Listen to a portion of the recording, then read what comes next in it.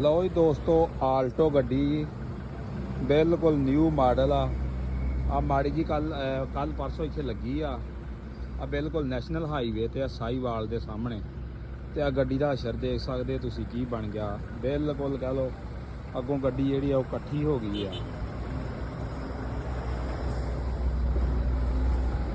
ਆ ਦੇਖ ਸਕਦੇ ਤੁਸੀਂ। ਔਰ ਸਾਡੇ ਮੁਲਕ ਦੀ ਬਦਕਿਸਮਤੀ ਇਹ ਆ ਕਿ ਪੀਪਾ ਜਾਂ ਕਿਸੇ ਨੇ ਬਣਾ ਦਿੱਤਾ ਔਰ ਕੋਈ ਇਹਨੂੰ ਜਿਹੜਾ ਕੋਈ ਚੈੱਕ ਕਰਨ ਵਾਲਾ ਨਹੀਂ, ਕੋਈ ਪਾਸ ਕਰਨ ਵਾਲਾ ਨਹੀਂ। ਕਿੰਨੇ ਲੋਕਾਂ ਦੀ ਇਹ ਗੱਡੀ ਜਾਨ ਲੈ ਚੁੱਕੀ ਹੈ ਇਸ ਦਫਾ। ਔਰ ਕੋਈ ਦਾਰਾ ਤੇ ਹੋਣਾ ਚਾਹੀਦਾ ਨਾ ਯਾਰ, ਜਿਹੜਾ ਚੈੱਕ ਕਰੇ ਗੱਡੀਆਂ ਨੂੰ ਕਿ ਰੋਡ ਦੇ ਉੱਤੇ ਚਾੜ ਦੇਣ ਲੱਗੇ ਆਇਆ ਇਹ ਸਵਾਰੀ ਦੇ ਕਾਬਲ ਹੈ ਵੀ ਆ ਕਿ ਨਹੀਂ ਹੈ। ਦੱਸਦੇ ਆ ਕਿ ਮਾੜੀ ਜੀ ਟਰਾਲੇ ਦੇ ਨਾਲ ਲੱਗੀ ਆ ਤੇ ਗੱਡੀ ਜਿਹੜੀ ਆ ਉਹਦੀ ਜਿਹੜੀ ਸੂਰਤ ਕਲਟੀ ਹੋ ਗਈ ਹੈ ਤੇ ਉਹਦੀ ਸੂਰਤ ਆ ਜਿਹੜੀ ਤੁਹਾਡੇ ਸਾਹਮਣੇ ਆ ਦੇਖ ਸਕਦੇ ਤੁਸੀਂ। ਬਿਲਕੁਲ ਜਿਹੜੀ ਇਕੱਠੀ ਹੋ ਗਈ ਆ।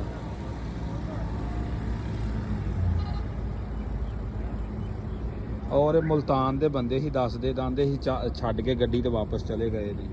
ਦੇਖ ਸਕਦੇ ਤੁਸੀਂ ਡਿੱਗੀ ਡੁੱਗੀ ਜਿਹੜੀ ਉੱਤੋਂ ਪਾਟ ਪੂਟ ਗਈ ਆ। ਦੇਖੋ